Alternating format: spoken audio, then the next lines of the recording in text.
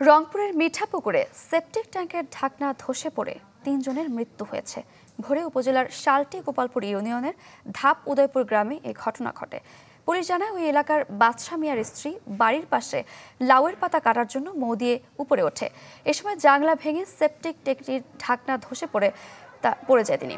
তাকে উদ্ধার করতে তার ছোট ছেলে এবং এক প্রতিবেশী ট্যাঙ্কের ভেতরে যায়। পরে পুলিশ এসে তাদের ৩ জনের মরদেহ উদ্ধার করে।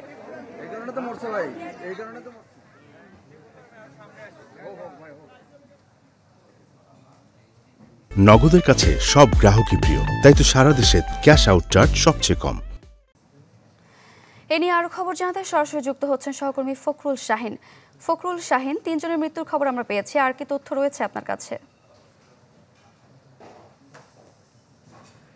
সারিকা, আপনাকে জানিয়ে দিই, সেটি হচ্ছে যে রংপুরের মিঠাপুকুরের গোপালপুর ইউনিয়নের এই যে এলাকাটি আছে সেই এলাকাটিতে আমি আছি এবং যে বাড়িতে দুর্ঘটনা ঘটেছে, মর্মান্তিক মৃত্যুর ঘটনা ঘটেছে, সেখানে আমি আছি।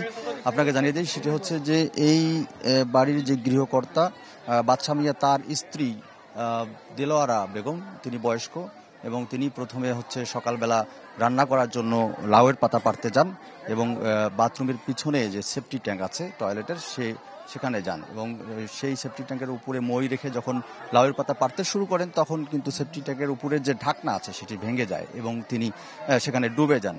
এবং তারপরে এটি যখন দেখে আশেপাশের লোকজন চিল্লাচিল্লি চিৎকার করে, তারপরে কিন্তু তার যে ছোট ছেলে আছে ইদা মিয়া, তিনি তার মাকে বাঁচাতে গিয়ে সেই সেফটি ট্যাঙ্কে যান এবং তার মাকে উদ্ধার করতে গিয়ে তিনিও ডুবে যান। এবং প্রতিবেশী আরেকজন আছে ইবনুল, সম্পর্কে ভাতিজা হয় দেলোয়ারা বেগমের, তিনি প্রথমে তারপরে আসেন, এসে দেখেন, তারপরে তিনিও উদ্ধার করার জন্য সেখানে যান, তিনিও ডুবে যান। তার 3 জনে আসলে ওই সেফটি ট্যাঙ্কের ভিতরে ডুবে যান এবং ময়লার ভিতরে ডুবে যান। তারপরে তারা ফায়ার সার্ভিসকে খবর দেন এবং ফায়ার সার্ভিস তারপরে এসে উদ্ধার করতে পারেননি। তারপরে কিন্তু আরও কিছুক্ষণ পরে লোকজন আসার পরে উদ্ধার করেছে। উদ্ধার করার পরে তারা দেখেছেন যে তার 3 জনেই মারা গেছেন এবং সে বাসায় কিন্তু আমি এখন আছি এবং এটি তারা বলছে যে এটি হচ্ছে কোনো দুর্ঘটনা না। তারা সেখানে গিয়ে এটি একটি দুর্ঘটনা নিছক, কিন্তু তারা কোনো মামলা বা কোনো অভিযোগ তাদের নেই। তো এই ছিল এখানকার সর্বশেষ। সারিকা, ফখরুল, ধন্যবাদ আপনাকে।